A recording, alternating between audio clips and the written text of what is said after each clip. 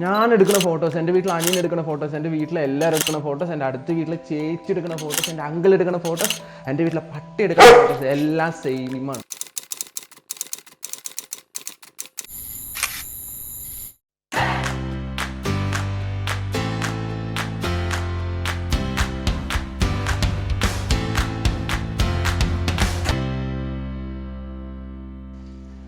അപ്പോൾ കുറച്ച് ബിസി ആയിപ്പോയി, അതുകൊണ്ടാണ് കുറച്ച് വീഡിയോ വരാൻ ലൈറ്റ് ആയത്.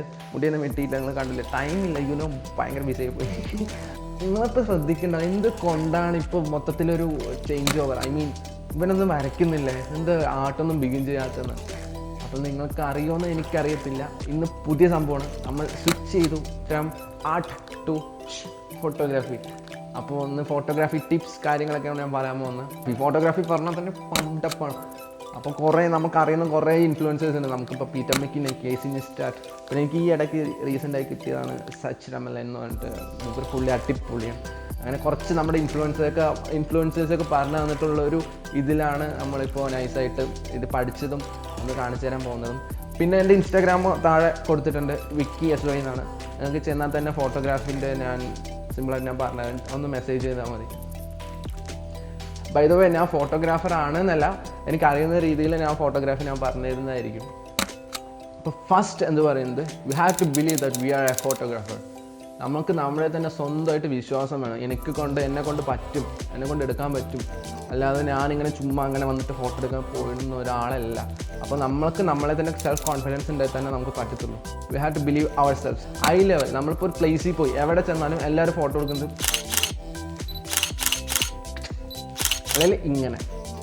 This is common. എല്ലാവരും സെയിം ഫോട്ടോസാണ് കിട്ടുക, എല്ലാവർക്കും സെയിം ലെവൽ ഓഫ് പെർസ്പെക്റ്റീവാണ് കിട്ടുക. എല്ലാവരുടെ വ്യൂ ഇങ്ങനെ ആയതുകൊണ്ട് ഇപ്പോൾ എൻ്റെ ഫ്രണ്ടിൻ്റെ ഫോട്ടോയിലും ഞാൻ എടുക്കുന്ന ഫോട്ടോ, എൻ്റെ വേറെ ഫ്രണ്ട് എടുക്കുന്ന ഫോട്ടോസ്, ഞാൻ ഫസ്റ്റ് സ്റ്റാർട്ടിങ് പറഞ്ഞല്ലോ, അവരെല്ലാവരും എടുക്കുന്ന ഫോട്ടോസ് ഇങ്ങനെ ആയിരിക്കും. അപ്പോൾ എല്ലാവർക്കും സെയിം ഫോട്ടോയെ കിട്ടുക.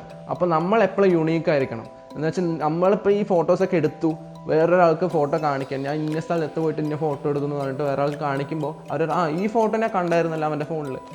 ഇതെന്താ സംഭവം, എല്ലാവരും സെയിം ആയിട്ട് എടുക്കണം. അതുകൊണ്ടാണ് നമ്മളെപ്പോഴും മറ്റുള്ളവരിൽ നിന്ന്, ഞാനെപ്പോഴും ഇങ്ങോട്ട് നോക്കണ്ടില്ല. അപ്പോൾ നമ്മളെപ്പോഴും യുണീക്കായിരിക്കണം, നമ്മളെപ്പോഴും മറ്റുള്ളവരിൽ നിന്ന് വേറിട്ട് നിൽക്കണം. അതുകൊണ്ട് നമ്മൾ എടുക്കുന്ന ഫോട്ടോസിന് എപ്പോഴും ചേഞ്ച് വരുത്തണം. സോ നമ്മൾ ഒരു ചെറിയൊരു ചേഞ്ച് കൊണ്ടുവന്നാൽ തന്നെ ഫോട്ടോസിന് വലിയൊരു എഫക്റ്റ് ഉണ്ടാകും. ഇവിടെ ഞാൻ പറയാൻ പോകുന്നത് ആംഗിൾ എന്ന് പറയുന്നത് ഫോട്ടോഗ്രാഫിയിൽ മെയിൻ ഇൻഫ്ലുവൻസ്ഡ് ആയിട്ടുള്ള സംഭവമാണ്. ഏറ്റവും കൂടുതൽ ഫോട്ടോനെ ഒരു ബേസിക് അടിസ്ഥാന ഘടകം എന്ന് പറയുന്നല്ലോ, അതാണ് ആംഗിൾ എന്ന് പറയുന്ന സംഭവം. അപ്പോൾ നിങ്ങൾ ഫോട്ടോ എടുക്കുന്നതിന് കുറച്ച് മുമ്പ്, ഇപ്പോൾ നമ്മൾ ഫോട്ടോ എടുക്കാൻ പോകുന്നു, അപ്പോൾ അതിന് കുറച്ച് ഒരു 2 സെക്കൻഡ് ചിന്തിക്കുക, ഏത് ആംഗിളിൽ എടുത്താലാണ് കുറച്ച് ബെറ്ററായി തോന്നുക, അപ്പോൾ ബെറ്ററായിട്ട് നമ്മുടെ ഫോട്ടോയിൽ കിട്ടുക. അങ്ങനെ ജസ്റ്റ് ഒന്ന് ചിന്തിച്ചിട്ട് ആംഗിൾ ഒന്ന് ചേഞ്ച് ചെയ്തിട്ട് ഫോട്ടോ എടുത്താൽ തന്നെ നമുക്ക് നല്ല ഫോട്ടോ കിട്ടുന്നതാണ്. ചുമ്മാ പോയിട്ട് 100 ഫോട്ടോ, ആവശ്യമില്ലാത്ത കുറേ ഫോട്ടോ ക്ലിക്ക് ചെയ്യുന്നതിനേക്കാൾ ഏറ്റവും ബെറ്ററാണ് ഒരു ഫോട്ടോ, നല്ലൊരു ഫോട്ടോ കിട്ടുന്നത് അല്ലേ. അതുകൊണ്ട് ബെറ്ററായിട്ടുള്ളൊരു ആംഗിൾ എവിടെന്നെങ്കിലും സെർച്ച് ചെയ്യുന്നു. എങ്ങനെ വേണം നമ്മളിപ്പോൾ ഫുൾ എനർജറ്റിക് ആണല്ലോ, എങ്ങനെ വേണമെങ്കിലും തിരിഞ്ഞും മറിഞ്ഞൊക്കെ ഫോട്ടോ എടുക്കുക. അതുകൊണ്ട് നമ്മൾ മാക്സിമം തിരിഞ്ഞും മറിഞ്ഞിട്ടൊക്കെ ഇപ്പോൾ ഞാൻ ഐഫോണിലാണ് ഫോട്ടോസും വീഡിയോസും യൂട്യൂബും ഇൻസ്റ്റാഗ്രാമൊക്കെ നോക്കുന്നത്. അപ്പോൾ നമ്മുടെ ഫോണെന്ന് പറഞ്ഞാൽ ക്യാപ്പബിളാണ്. SLR പോലെ തിരിഞ്ഞ് ഇങ്ങനെ എടുക്കേണ്ട കാര്യമില്ല. അപ്പോൾ ഫസ്റ്റ് കുറച്ച് ബുദ്ധിമുട്ട് തോന്നും, ഇതെന്താ ഞാൻ എങ്ങനെ തിരിച്ച് മറിച്ചെടുത്ത് നല്ല ഫോട്ടോ കിട്ടുന്നില്ല ചിലപ്പോൾ ചിലവർക്ക് തോന്നിയേക്കാം. ബട്ട് സ്റ്റിൽ കുറച്ച് 2-3 ദിവസം നിങ്ങൾ ട്രൈ ചെയ്താൽ തന്നെ 3rd day or 4th day നമുക്ക് നല്ലൊരു റിസൾട്ട് ഇതിൽ നിന്ന് കിട്ടുന്നതായിരിക്കും. സോ ഐ റെക്കമെൻഡ് നമ്മൾ ലീവ്സിൻ്റെ ഇടയിൽ കൂടെ ഫോട്ടോസ് എടുക്കുക. Wood through sand, through leaves, ഇതിൻ്റെ ഇടയിൽ കൂടെയൊക്കെ ഫോട്ടോസ് എടുക്കുമ്പോൾ തന്നെ നമുക്ക് നല്ലൊരു ക്രിസ്പായിട്ടുള്ള ഫോട്ടോസ് കിട്ടി തുടങ്ങും.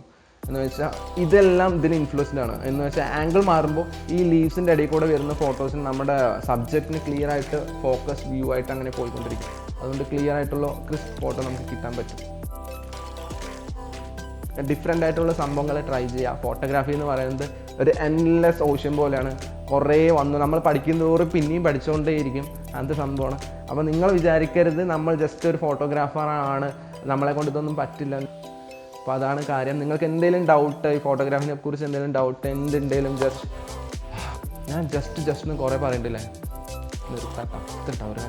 ഐ പ്രോമിസ് ഞാൻ ഇത് നിർത്താം. അപ്പോൾ എന്തെങ്കിലും ഡൗട്ട് ഉണ്ടെന്ന് വെച്ചാൽ കമൻറ്റ് ഡൗൺ. അപ്പോൾ ഞാൻ അടുത്ത വീഡിയോയിൽ ഇതിൻ്റെ നിങ്ങളുടെ ഡൗട്ടും കാര്യങ്ങളൊക്കെ ഞാൻ പറഞ്ഞു തരുന്നതായിരിക്കും. അപ്പോൾ till then bye I M signing off.